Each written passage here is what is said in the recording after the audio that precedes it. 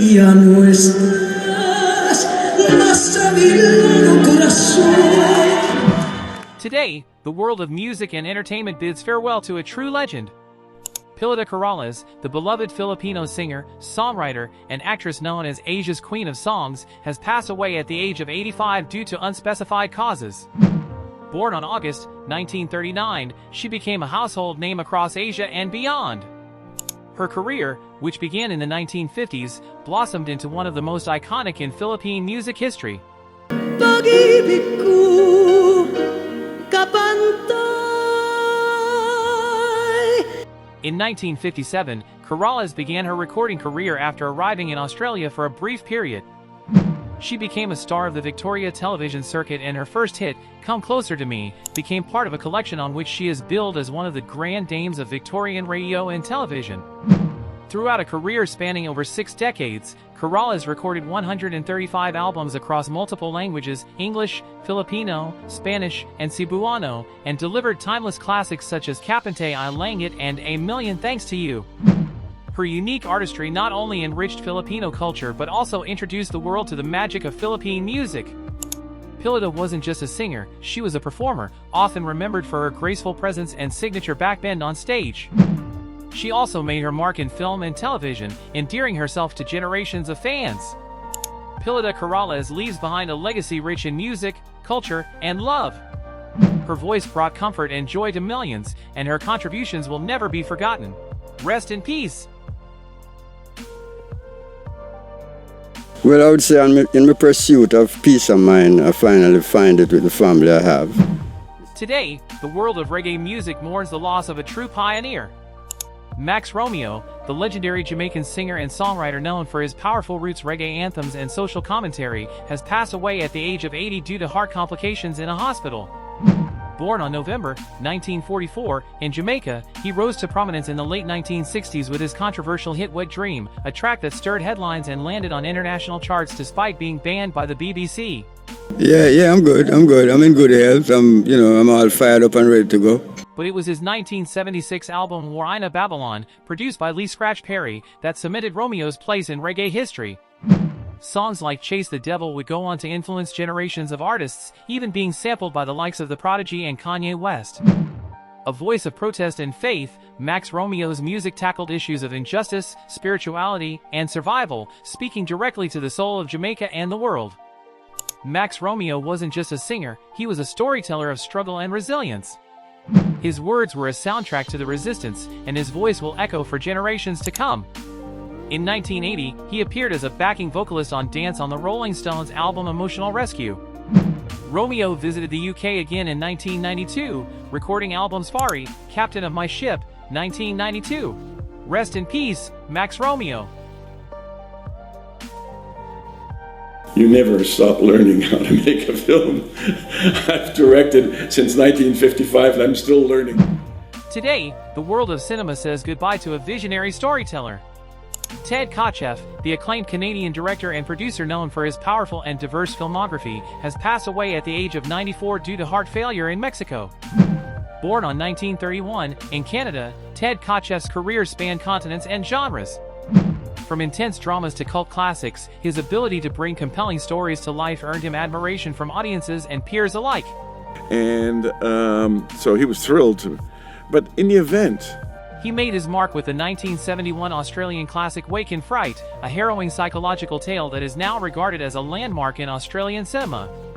In 1982, Kotcheff directed the first installment of the Rambo series, First Blood, starring Sylvester Stallone, a film that became an iconic action thriller and launched a global franchise.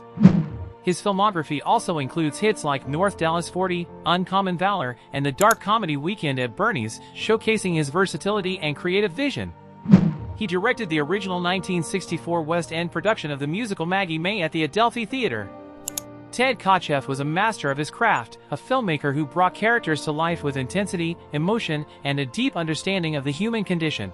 His work continues to influence directors around the world. As we remember Ted Kotcheff, we celebrate a cinematic legacy that crossed borders and broke barriers. Rest in peace. Well, that's true, you're out, but that accounts mine. Today, the world of film and television mourns the loss of a unique and compelling talent. Nicky Katt, the American actor known for his intense and unforgettable roles, has passed away at the age of 54. Born May 1970 in South Dakota, he made his mark in Hollywood with a career that spanned decades. He was widely recognized for his roles in critically acclaimed films such as Dazed and Confused, Boiler Room, and The Limey. The Hare Krishna is calling me a drunk. Towel head. Hey, Tim, you know what? Come on. Katt began his career as a child actor, debuting in a 1980 episode of Fantasy Island, followed by the film Underground Aces and episodes of Chips and V. Katt was especially praised for playing complex, often gritty characters, bringing depth and realism to every performance. On television, he starred as Harry Sennett in the series Boston Public, where his performance earned him a loyal fan base and critical acclaim. A favorite of directors like Richard Linklater and Steven Soderbergh, Nicky Katt had a reputation for being fearless, versatile, and unforgettable on screen. Nicky Katt wasn't just an actor, he was a force on screen. His ability to fully embody the characters he played left a lasting impression on audiences and fellow artists alike. As we remember Nicky Katt, we honor a career built on bold choices and undeniable talent. Rest in peace.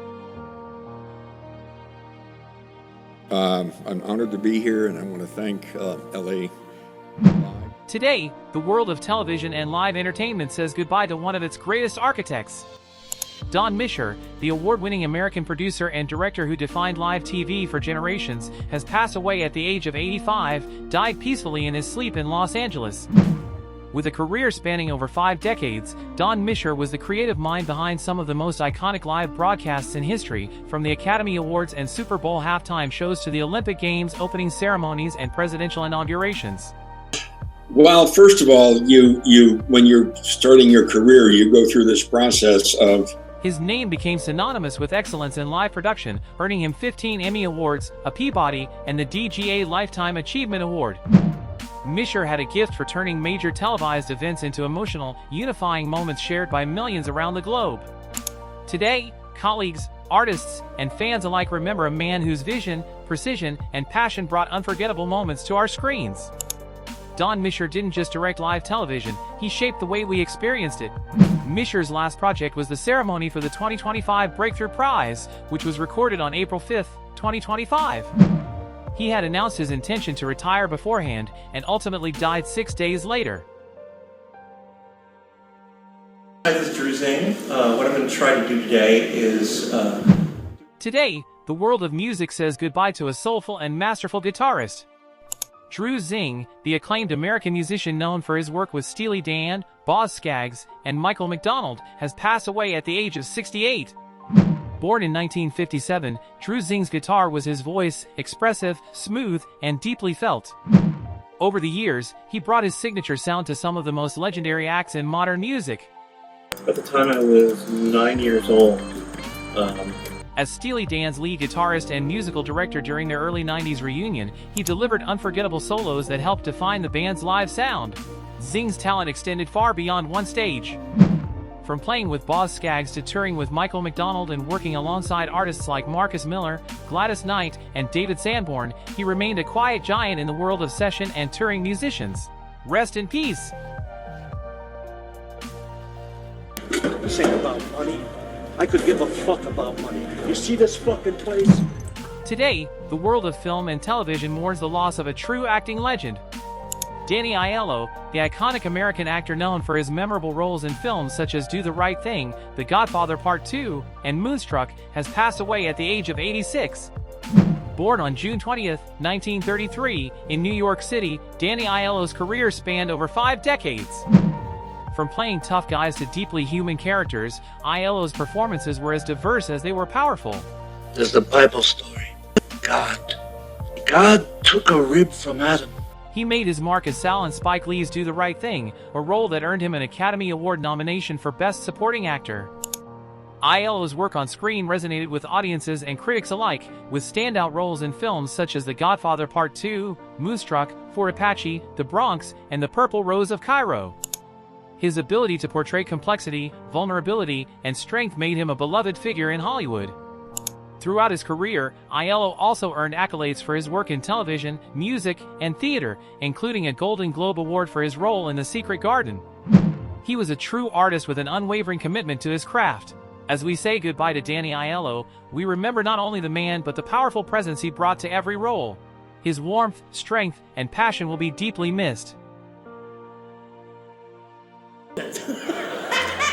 Holy Moses! God, they're blind too. Today, the world of comedy and entertainment bids farewell to one of its most flamboyant and unforgettable figures. Rip Taylor, the legendary American actor and comedian known for his confetti-tossing entrances, loud humor, and larger-than-life personality, has passed away at the age of 88 due to heart failure. Born Charles Elmer Taylor Jr. in 1931, Rip's career spanned more than 6 decades across television, film, and stage. He became a fixture on classic game shows like Hollywood Squares and The Gong Show, and delighted audiences as the host of the $1.98 beauty show, where no moment was ever too outrageous. I had 20 more to do, but that was the best laugh, so that's it.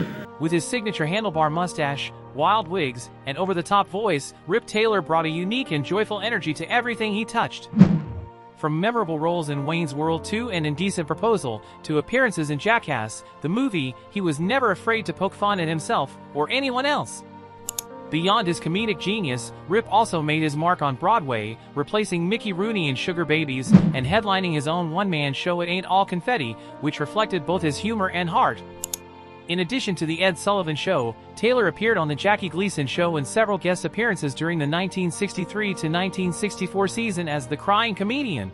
Rest in peace, Rip Taylor. Είναι πολύ δύσκολο να είσαι να μείνεις πολύ αληθινός. Today, the world of Cypriot theater and film mourns the loss of a true legend.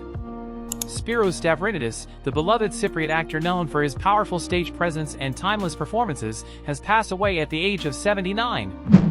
Born in 1946, Stavrinidis devoted his life to the arts and became a cornerstone of the Cyprus Theatre Organization, where he starred in both classical and contemporary productions.